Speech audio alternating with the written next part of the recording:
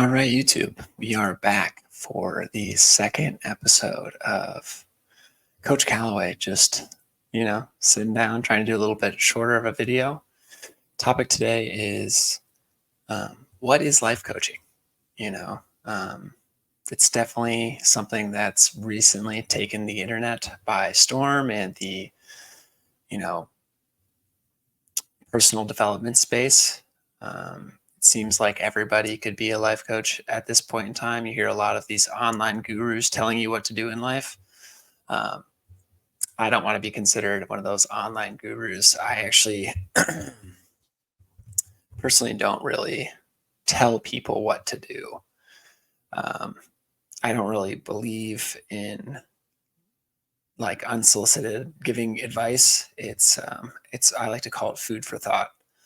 Um, my goal is to get people to think a little bit differently than they currently are. To consider some different possibilities.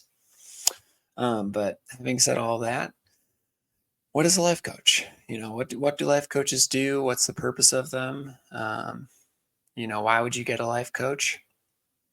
Um, I think life coaches are people that really help you as a coach in anything life related. So if it's mental, physical, emotional, spiritual, or financial well-being, that could mean, you know, working on your fitness, working on getting a promotion at work, just bring a little bit of organization to your life. I think life coaching is very flexible. I think you can find life coaches for all these different niches that will really help you kind of reach the goals that you're looking for. Life coaches can even, I'm going to get into it a little bit later, but if you're not even sure, you just feel stuck in life and you don't know where to look and you don't feel like you have someone in your corner, that could be a good time to find a life coach and try to get unstuck and look for some motivation, some accountability, and structure for your life. Um, so, not only do I want to talk about what a life coach is and what is life coaching, I also want to talk about what it isn't. So, even though I said mental, physical, emotional, spiritual, and financial well being, um, it doesn't mean that a life coach is qualified to help you in all those areas. So, a lot of times, if I feel out of my depth with a certain topic, I would recommend you go to somebody that has um, possibly more of a formal education or is in a more specified field. So, if you're really looking for nutrition, like, yeah, I know basic nutrition stuff. And again, a topic for another day as far as going into what's good nutrition and things like that. But if it's something a little bit more like medically related, or you're really struggling with diet and things like that, I would really refer you to a registered dietitian. I'm not going to be the one telling you to do everything super specifically that, I don't have the capabilities to like run the certain tests that you might need to figure out what would be the best diet for you and things like that. So there's definitely medical professionals and nutritional professionals that would probably be more suited for that. Same with like, physical endurance training. Even though I have a background of being a professional athlete and played very high level, for volleyball, I'm not a strength coach. I can tell you what's worked personally well for me, and I can give you a lot of very, good groundwork. But if that's your main focus, then additionally to a life coach, you might want to get a personal trainer, somebody that has the certifications and the experience that's more um, directed specifically at that. And then, life coaching, it's not therapy. So if you have serious mental health issues where you need to potentially be prescribed medication, um, or, like really dive into something like, anxiety, depression, trauma, or some other mental disorder, then you would really want to go to a psychologist or a therapist. And I think I'm going to do a separate video. I was going to include more details about, what's the difference between therapy and life coaching, because there's quite a big difference. I think I'm going to do a separate video on that to break it down a little bit more, to be a little bit more clear. Because again, I'm trying to keep these a little shorter. So if I go into that, it'll take a long time. But I would say, you know, one of the main differences in therapy is obviously the credentials and having a person that actually went to school and is like legally allowed to practice being a therapist versus a life coach who, a lot of times just need our certification. Um, I would say that therapy is more rooted in the past, things that have happened to you and why you are the way you are. Of course, a life coach, if you were to work with me, uh, I do exploratory, like introductional, obviously to see, hey, we're going to get to know each other a little bit. Obviously, if I'm going to work with you for the next 3, 6 months, 9, 12 months, or beyond, you want to be able to have a connection because you're going to be sick of me trying to hold you accountable. If you don't like me, then it's probably not going to work out very well. So we want to make sure it's a good fit.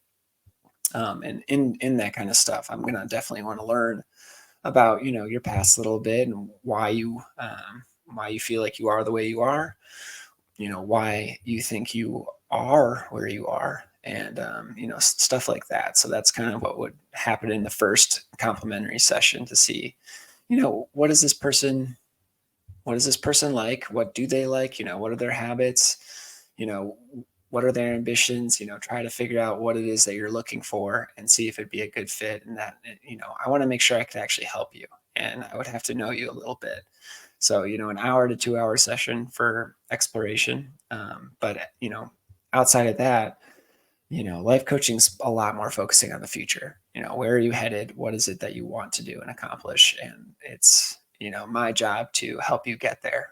And um, I think a really important thing to mention is that, like therapists as well, it's very important to remain ethical. There I, I can't stress that enough, that there's definitely people out there that are, like egotistical maniacs that are trying to steer and control people to live, like let's say I was that egotistical controlling person and I am just playing puppet master and trying to get you to, um, do what I think is the best for your life. That's definitely not what a life coach should be doing. They should be trying to help give you the tools, and they should help you steer your own life. So if somebody's telling you what you have to do and they're not taking your own thoughts into consideration, it's a fine and difficult line to walk between playing the puppet master versus helping you figure out what it is you want to do rather than me telling you what you need to do. So that's something that, I definitely want to avoid and make sure that I'm doing properly when I work with my clients.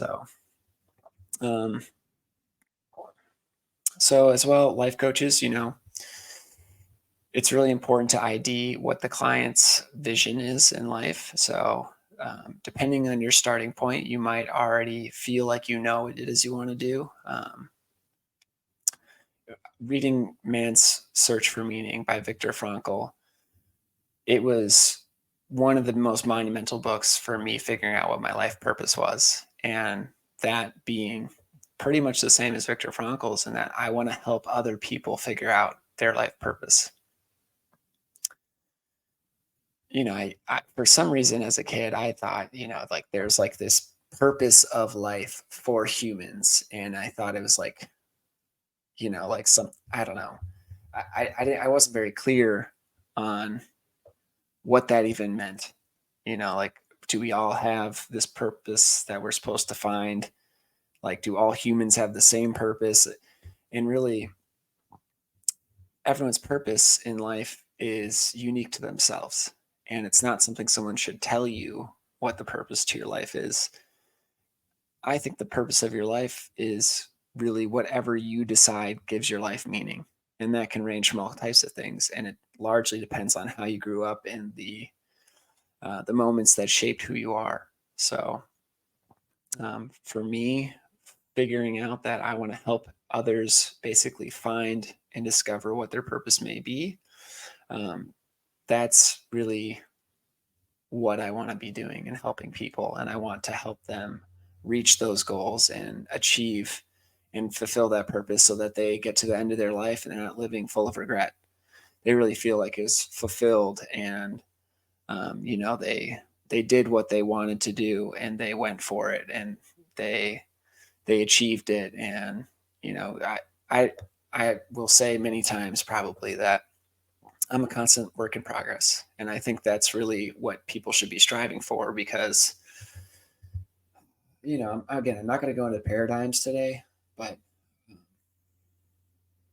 wherever you currently are, whatever the most amazing realistic thing that you can imagine to achieve, you can go far beyond that. You can go far, far beyond there, because whatever seems wild to you at this point in time, when you take the necessary steps and you control what you can control, and you're looking at the situation realistically, there's a very good chance that you're going to be able to reach that goal. And then once you're at that point where you've really fulfilled that, what you were seeking, you've elevated as a person, and now you're able to imagine even greater dreams and new heights. So you just don't know how far you can go, but most people don't even try. We tell kids, follow your dreams, do this, but how many adults do you know that actually went out and they feel super fulfilled and they're living their dream and they're happy, not happy every day, but they're grateful to have been given a new day, when there's so many people that don't wake up. Their life gets cut short. So being grateful for the opportunity and figuring out what it is that you can do to pursue that gives you meaning, that's a massive point of what it is that I aim to do, and I think life coaches should be helping people to do. um, we really want to focus on motivation and finding that vision and purpose in life for sure. And then you know from the overarching purpose of your life and the vision that you have for yourself, what, dare to dream, like, what if my life could be perfect, what would I imagine it to be? And that's kind of where we want to start. um, if I could imagine what it would be that would make me really happy in all these different facets of life, what steps could we take to start reaching them?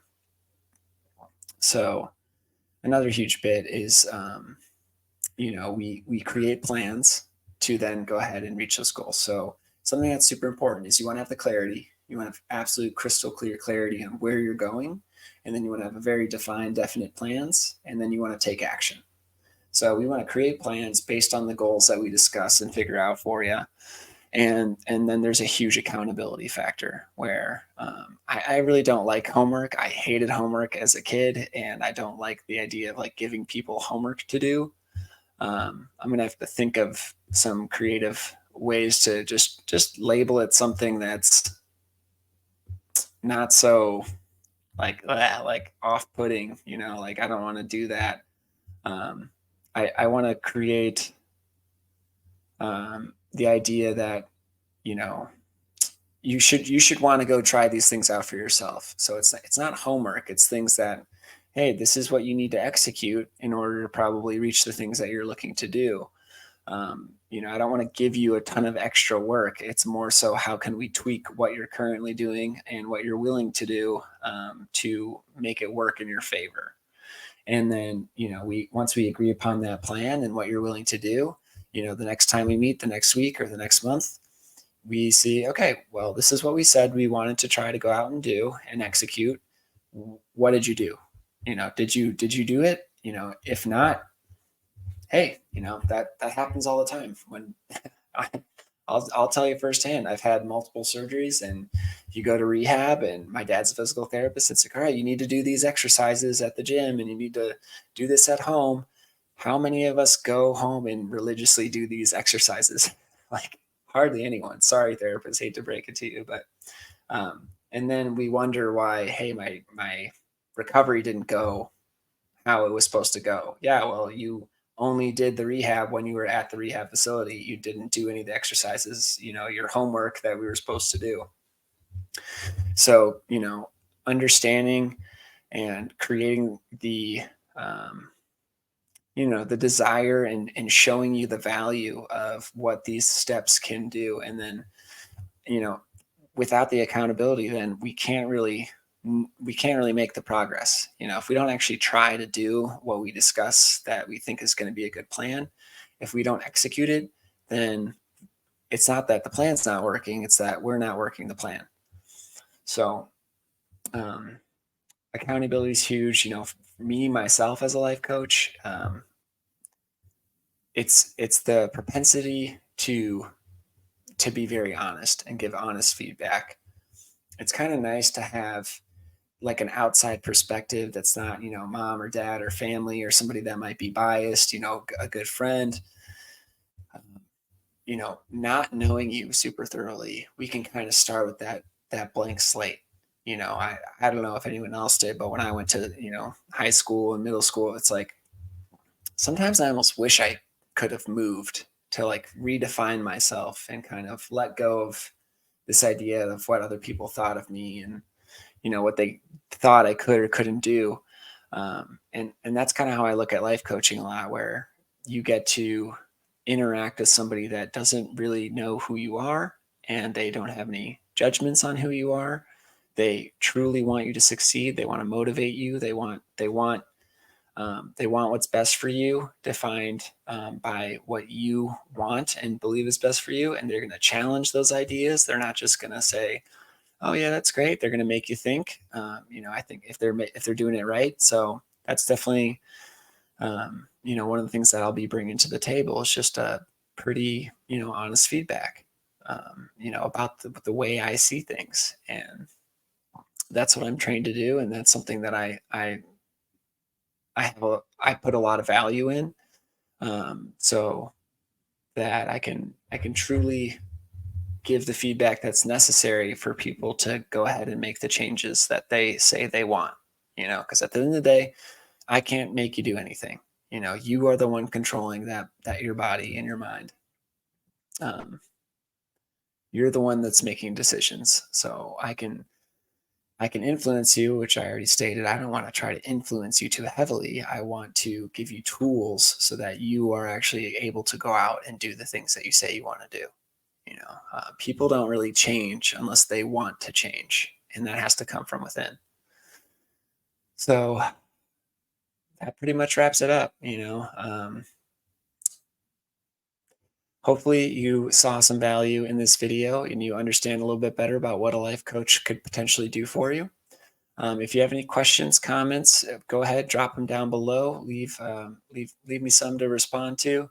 I know it's early, and um, I don't expect too much engagement, but I definitely plan to answer anybody that has a genuine question and is wanting to learn or figure out what they could be doing in their life that might be better. Anything I can do to help. Yeah, definitely comment below. Likewise, if you think this video could potentially help someone that go ahead and share it with them. And then other than that, give it a like, subscribe if you did find some value today. So thanks so much for being here, guys. And thank you if you made it to the end of this video. If you made it to the end of this video, go ahead and drop your favorite number in the comments below. My favorite number is 13 and 7. 13 and 7. So just a little funny Easter egg for the end of the video. All right, peace, guys.